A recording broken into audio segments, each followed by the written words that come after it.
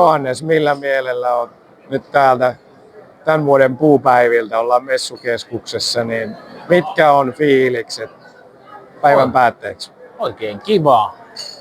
Sanotaan näin, että tässä on ollut Hirsityö Heikkilä ja Hirsitikan osasto hyvin sentrumissa ja paljon on väkeä käynyt ja paljon on herättänyt kyllä mielenkiintoa. Ja esitettä on mennyt hyvin. Esitettä on mennyt hyvin ja niin ihan oikein hyviä keskusteluita ollaan käyty kyllä. Joo. Erinäköisten ihmisten kanssa.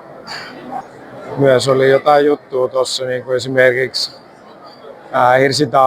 Hirsitaloteollisuus ry:n ja Hirsitaito ry:n niin kuin toiminnan yhteistyöstä niiden kahden yhdistyksen välillä myös. Joo.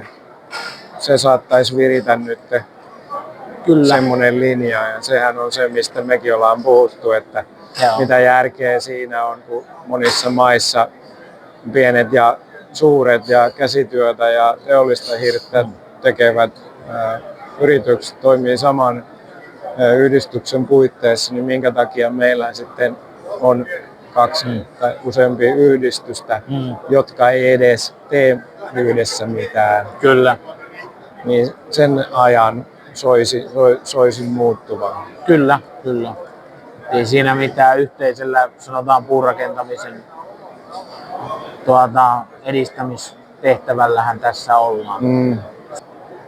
No minkälaiset suunnitelmat tästä eteenpäin?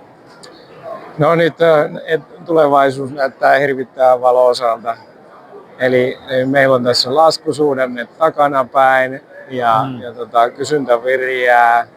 Meillä on ihan mukavasti tilauksia ja meillä on silti myös kapasiteettia käyttämättä, että pystytään vastaamaan edelleen niin kuin asiakkaiden toivomassa aikataulussa hankkeisiin ja uusia liiketoimintamalleja, yhteistyökuvioita ehty tässä hiljaisella aikana viritellä. Joten ollaan valmiimpia kuin koskaan vastaamaan myös erittäin suuriin rakennushankkeisiin. Pystytään kasvattamaan yhteistyöverkostona volyymit ihan erilaisille tasolle, tarjoamaan vuoden sisällä useita kymmeniä rakennuksia johonkin isoon rakennuskokonaisuuteen. Tämä on asia, joka on muuttunut nyt tässä viimeisen vuoden aikana ja se on niin kuin tullut se idea on noussut esiin ja se on jalostettu ja se on niin kuin toimintamallina valmis tulemaan esiin. Ja siihen mä uskon, että se kun me saadaan tehtyä, että me päästään näihin todella suuriin hankkeisiin, niin sitten me ollaan päästy siihen, mihin me pyritään.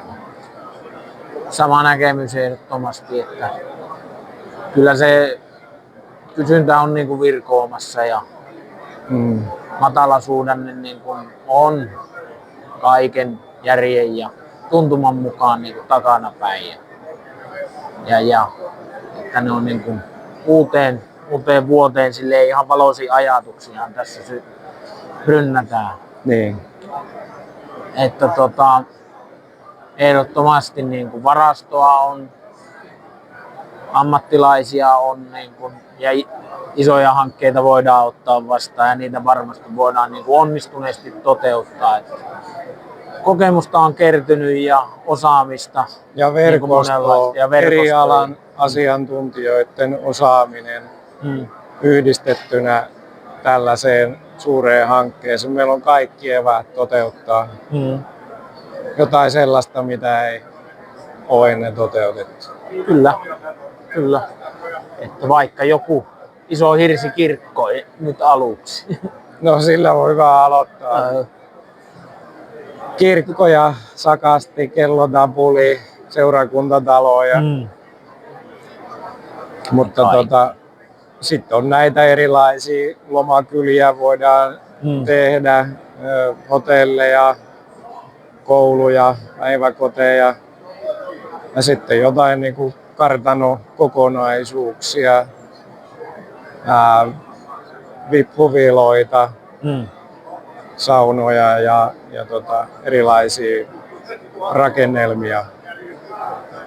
Sanon muuta, että isoja kokonaisuuksia, niin niistä se niin kuin muodostuu ja siellä se hirsi ja sanotaan tommonen pääsee niin kuin oikeuksiin, kun ne on ehyitä kokonaisuuksia, eikä välttämättä se hirsi olisi pelkästään siellä vaan se pienen rantasaunan rakennusmateriaali, vaan että niistä touhuttaisiin kaikki.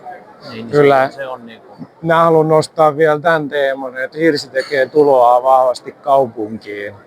Eli nyt sitten se, että saadaan niin kaupunkirakentamiseen ja julkisivujen ääneneristysmitoitus esimerkiksi saadaan huomioitua ja kaikki muut kaupunkirakentamisen erityispiirteet.